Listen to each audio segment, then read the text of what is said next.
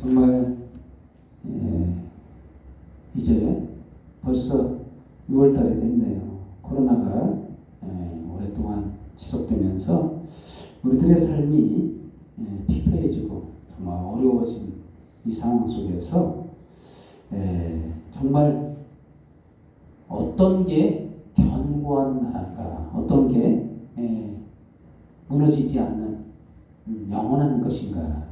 우리가 붙잡아야 될 것은 무너지고 힘들고 하는 것을 붙잡을 게 아니고 없어질 것을 붙잡으면 멸망할 수밖에 없는데 정말 중요한 것을 붙잡아야 되는데, 요한복음에서 요한 사도는 정말 중요한 부분을 앞부분에 왔을 책에서 보면 모든 책은 앞부분에서 많은 중요한 부분을 다루죠. 우리에게 가장 중요한 문제가 뭐냐? 영생이라고 볼 수 있습니다. 우리 영원히 사는 것. 어떻게 해야 천국에 가는가?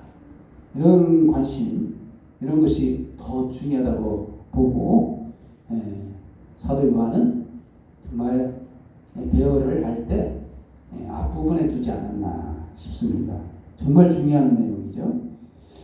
이게 익히 많이 듣던 내용이죠. 니고데모와 예수님의 대화. 정말 거듭나야 된다. 그래서 첫 번째로 거듭나야 된다 라고 말씀하십니다. 거듭나야. 어떻게 우리가 살아가야 되느냐. 우리의 삶이 지금 삶이 전부가 아니라는 거죠. 우리의 눈에 보이는 것만 전부가 아니에요. 정말 보는 것만 쫓아서 사는 사람들이 대부분이잖아요. 눈에 보이고 우리가 믿을 만한 것만 쫓아 살죠. 가장 중요하게 생각하는 돈. 정말 가장 우리에게 영향을 미치잖아요. 그걸 중요하게 생각하세요. 정말 중요합니다. 그러나 결정적인 것은 돈도 우리를 영원히 살게는 못한다라는 거죠. 아무리 돈이 많은 사람도 결국 죽어야 됩니다. 죽을 수밖에 없죠. 근데 이 니고데모와 예수님의 대화 중에 그런 말씀을 하시죠. 예수님께서 거듭나야 된다. 3절 말씀, 예수께서 대답하여 이르시되 진실로 진실로 네게 이르노니 사람이 거듭나지 않으면 하나님 나라를 볼 수 없느니라. 도대체 거듭난다는 게 무슨 말이냐? 니고데모도 이게 학식이 있고 뛰어난 사람인데 예수님의 그 거듭나야 된다는 것을 아직 이해하지 못했다는 거죠. 그때 당시의 대화 상황에서는 이 거듭난다는 것은 정말 중요한 거죠. 우리의 삶 속에서 늙어서 다시 태어난다는 것, 늙어서 죽었다가 다시 태어난다는 그런 의미가 아니라는 거죠. 그래서 중요한 것은 다시 거듭난다는 거죠. 우리의 삶이 어떻게 거듭나야 되냐. 정말로 우리가 거듭난다는 것은 예수님께서 거듭나야 된다는 말은 이 세상이 전부가 아니라는 거예요. 정말 뭘로 새롭게 다시 바뀌어야 된다. 새로운 피조물이 되어야 된다는 거죠. 어떻게 하면 새롭게 되는가? 이게 다른 표현으로 말하면 회개라는 표현을 또 쓸 수가 있어요. 우리가 지금 살아가고 있는 그 방식 자체를 새롭게 바꿔야 된다는 것을 의미해요. 어떻게 보면 그렇게 설명할 수 있어요. 지금 내가 사고하고 있는 사고 방식 자체를 바꿔야 된다. 사고 방식이 바뀌어야 된다는 것은 그동안에 힌트를 주자면 그렇습니다.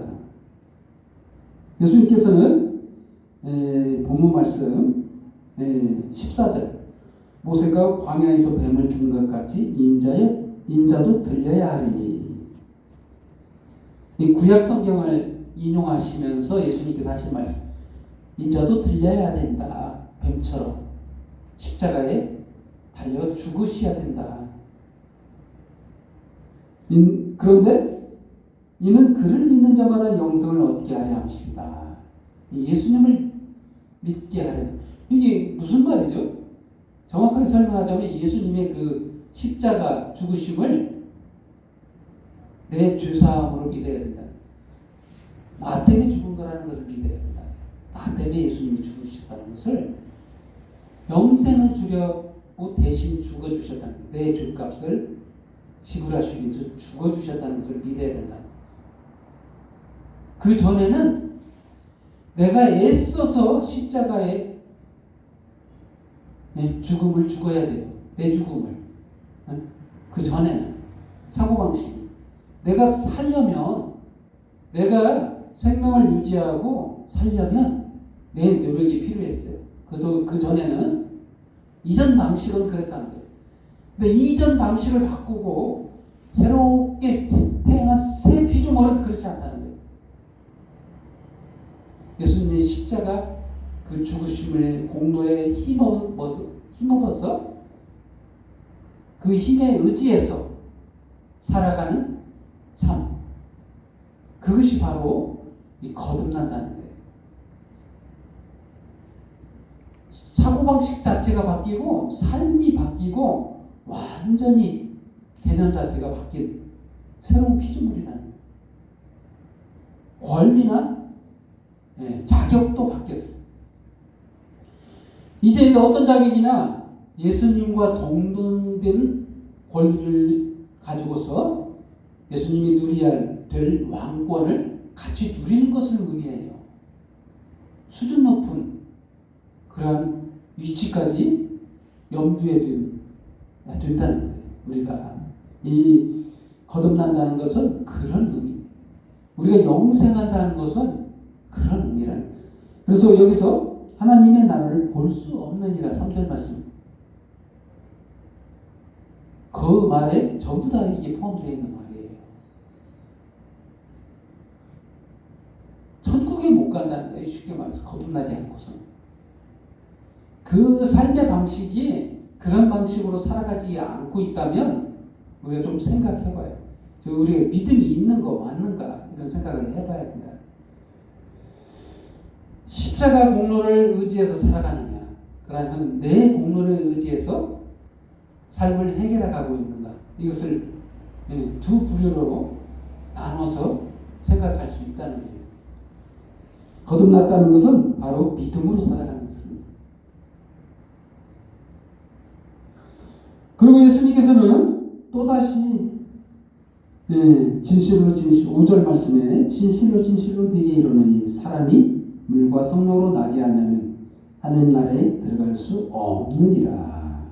두 번째로 물과 성령으로 나야 된다는 겁니다. 물과 성령으로 나야 된다. 정말 우리가 생각하기에는 이것이 낫는 방식이 맞나 할 정도로 정말 어려운 말씀이죠. 물과 성령으로 난다. 어떻게 물로 태어날 수 있어? 성령으로 어떻게 낳는가? 이게 다 전부 다 조금 전에 말했던 믿음하고 연관된 말씀이에요. 이 물은 바로 예수 그리스도의 공로를 의미해요. 이 십자가 세례, 세례를 말하는 거예요. 세례. 물하면 우리가 연상할 수 있는 것이 세례. 물로 세례를 주죠. 육체를 의미합니다. 육체를 가지고 있는 우리 인간에게 이 세례를 겪어야 돼요. 이 죽음을 겪어야 되는 십자가의 그 세례를 통과하지 않고서는 날 수가 없다는 거예요. 죽어야 새롭게 태어나죠. 살아있는 자가 어떻게 태어나요? 네? 안 그렇습니까? 그것을 염두에 두는 말씀이에요. 십자가 그 세례를 통해서 우리를 새롭게, 그 구약에 역사적인 사건이 있었죠. 이스라엘 백성들이 애굽 땅에서 나올 때 유월절을 지내고 어린 양을 잡아먹고 어떻게 했어요? 그리고 이제 홍해바다를 건넜죠. 홍해바다에서 물세례를 받은 거예요. 그들은 이 물세례, 이 죽었다는 것을 의미해요. 홍해바다에 들어갔다는 것은 바로 죽은 것을 의미해요. 한번 죽은 거예요. 그리고 다시 태어난 거예요. 다시 홍해바다를 건너서 나왔다는 것은 죽음을 한번 통과한 것다는 거예요. 그래서 그 예수 그리스도의 그 십자가, 유월절 약을 잡고 그걸 통해서 세례를 동시에 받았다는 것을 의미합니다. 육체가 새롭게 죽었다가 새로 태어났다는 그 의식을 말하는 거예요. 그걸 예표하고 있는 것이 바로 홍해바다 사건입니다. 우리에게도 예수 믿고 나서 이 물세례를 행하잖아요. 의식을 행하죠. 그것을 예표하고 있는 거예요. 십자가 그 세례를 예표하고 있어요. 예수님의 그 십자가 세례를 위리적 사건이지만 영원한 한 세례를 통해서 이 십자가 사건을 통해서 그 공로를 통해서 우리도 동시에 그때 당시 예수님과 함께 십자가에 못 박혔다는 거예요. 그게 세례입니다. 이 물로 나야 된다. 거기에 그 말씀이 포함되어 있는 거예요. 물과 성령으로 나야 된다. 그러면 성령은 것입니다. 이게 예수님께서 십자가 공로를 통해서 우리를 새롭게 하는데 이 세례를 받은 자에게는 성령을 부어주셨고 성령의 세례를 부어주시면서 결정적으로 우리가 부족한 모든 것들을 새롭게 채우시는 거예요. 아직은 우리가 완전한 새 피조물로 살아가지 못하고 있잖아요. 그러한 우리들에게 성령을 부어주시면서 이 부족한 부분을 깨닫게 하고 지식적으로도 부족하잖아요. 예수님을 믿는 힘이 없잖아요. 그 믿음도 우리에게 주신다는 거예요. 그래서 물과 성령으로 난 자는 바로 이런 새로운 방식대로 살아가는 최적화된 생각 방식으로 살아갈 수 있다는 거예요. 의미하고 있어요. 예수님이 나를 위해서 십자가에 죽으신 그 사건을 어떻게 믿겠어요? 우리 논리적으로 이해할 수 있어요? 그거를? 인간이면 머리가 좋은 사람이라고 해서 그걸 이해되는 게 아니에요. 그것은 하나님께서 우리 마음속에 믿음을 주셔야 됩니다. 믿음을 주셔야 돼요. 이러한 모든 성경에 그 기록한 모든 말씀, 또한 예수님이 걸어가신 그 십자가의 길을 어떻게 믿을 수 있어요? 인간의 그 지식 수준에서는 그걸 이해할 수 없는 사건이거든요. 그래서 그런 모든 사실을 이 물과 성령을 통해서 거듭나야 된다라고 말하고 있는 거예요. 다시 태어나야만이. 그런데 이 성령 세례를 받은 자는 결국은 믿음으로 바뀌게 된다. 이 모든 사실을 믿고 이게 18절 말씀처럼 그러한 18절 말씀 그를 믿는 자는 심판을 받지 아니하는 것이요 믿지 아니하는 자는 하나님의 독생자의 이름을 믿지 아니하면 벌써 심판을 받은 것이니라. 그렇습니다. 하나님께서 이러한 모든 것을 이 십자가의 공로를 통해서 이루었다는 거예요. 우리의 영생을 그때 이루신 겁니다. 그래서 물과 성령으로 나지 아니하면 이러한 모든 사실을 깨닫지 못하고 믿지 못하고 결국에는 영생을 얻지 못한다는 것을 말하고 있는 겁니다. 그리고 세 번째로 믿음으로 나야 된다는 겁니다. 믿음으로 나야. 그동안에 계속 말씀한 것처럼 결론 부분이라고 말씀드릴 수 있어요. 15절 말씀처럼 이는 그를 믿는 자마다 영생을 얻게 하려 하심이라. 믿어야 된다. 이 믿음조차도 우리가 스스로 생각해서 믿는 게 아니라는 거예요. 우리가 사고방식을 바꿔서 믿어지는 게 아니라는 거예요. 이러한 모든 역할에 하나님의 개입이 있었다는 거예요. 성삼위 하나님께서 직접적으로 우리 지정의 안에, 우리의 인격 안에 들어오셔서 일하셨다는 거예요. 그의 일하심의 결과가 우리가 믿는 자가 되었다는 거예요. 새로운 피조물이 되었다는 겁니다. 그렇습니다. 새로운 피조물로서 우리가 누릴 수 있는 권리가 무엇이냐? 바로 그 전에 할 수 없었던 일들을 할 수 있어요. 그전 피조물은 어땠습니까? 자유함이 없어요. 이제 소속이 바뀌었다는 거예요. 그전 소속은 뭡니까? 죄의 노예가 돼서 심판을 기다리고 있는 자가 되었고, 바로 사단의 영향 아래서 우리는 정말 힘들게 살고 있었잖아요. 그런데 이제 소속이 바뀌어서 하나님께 속해서 하나님의 자녀가 되고 하나님의 백성이 되어서 하나님께서 우리에게 주신 권리와 누려야 될 모든 많은 것들, 우리에게 주신 그것들을 누릴 수 있는 그런 행복을 누린 자격이 되었다는 거예요. 그리고 우리들은 결국은 영생을 얻고 하나님과 함께 영원히 복락을 누린다는 것이 바로 하나님의 창조 계획, 하나님의 꿈이라는 것을 예전에 말씀드린 것처럼 그대로 행하고 계시는 하나님 가운데 우리가 같이 하고 있다는 거예요. 그렇습니다. 결론을 내리겠습니다. 하나님께서 우리를 이 세상에 두신 것은 우리를 멸망시키려고 하시는 게 아니라는 거예요. 멸망이 목적이 아닙니다.